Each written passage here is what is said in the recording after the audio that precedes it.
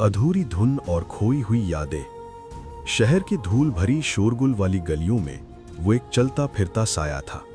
उसके बाल उलझे हुए थे, कपड़े तार तार थे और आंखों में एक ऐसा गहरा खालीपन था जैसे किसी सूखे हुए कुएं में झांक रहे हों। लोग उसे पागल कहते थे, बच्चे उसे पत्थर मारते और दुकानदार उसे अपनी दुकानों के आगे से दुत्कार कर भगा देते। वो सब कुछ भूल चुका था। उसका नाम क्या था, उसका घर कहाँ था, क्या कभी उसका कोई परिवार भी था? यादों की स्लेट एकदम कोरी थी, यहां तक कि प्रेम शब्द का अर्थ भी उसके लिए मिट चुका था। उसका दिन सिर्फ पेट की आग बुझाने के लिए हाथ फैलाने और रात किसी फुटपाथ के कोने में सिकुड़कर सोने में बीत जाता था। उसके लिए अतीत का कोई अस्तित्व नहीं था और भविष्य की कोई उम्मीद नहीं।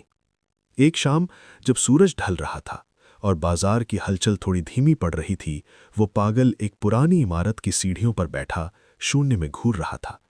तभी हवा के झोंके के साथ एक मधुर आवाज तैरती हुई आई। सामने एक बांसुरी वाला बैठा था।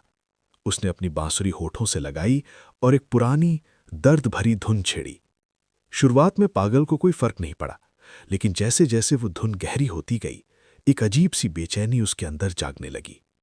वो सुर, वो तड़प, वो जानी पहचानी लग रही थी, जैसे बरसों से बंद किसी अंधेरे कमरे के दरवाजे पर कोई दस्तक दे रहा हो। उसके खाली दिमाग में एक हलचल हुई। ये धुन सिर्फ संगीत नहीं थी, ये किसी की पुकार थी। अचानक जैसे किसी अदृश्य बिजली ने उसे छू लिया हो, वो पागल खड़ा हो गया। उसकी आंखों का खालीपन एक तीव्र छटपटाहट में बदल गया। वो लड़खड़ाते दौड़ते कदमों से उस जगह की ओर भागा जहां वो अपना थोड़ा बहुत सामान रखता था। वहां एक पुराना मैला कुचैला कपड़े का थैला पड़ा था। वो घुटनों के बल गिर पड़ा और पागलों की तरह उस थैले को खंगालने लगा। उसके हाथ कांप रहे थे, सांसें फूल रही थीं। सूखी रोटियों के टुकड़ों और कूड़े के बीच उसकी उंगलियों को कुछ कठोर चीज महसूस हुई। उसने उसे बाहर निकाला। वो एक पुरानी धुंधली और मुड़ी तुड़ी तस्वीर थी। तस्वीर में एक खूबसूरत लड़की का मुस्कुराता हुआ चेहरा था, जिसकी आंखों में बेपनाह मोहब्बत थी।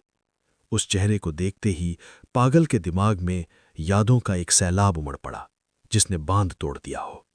रिया।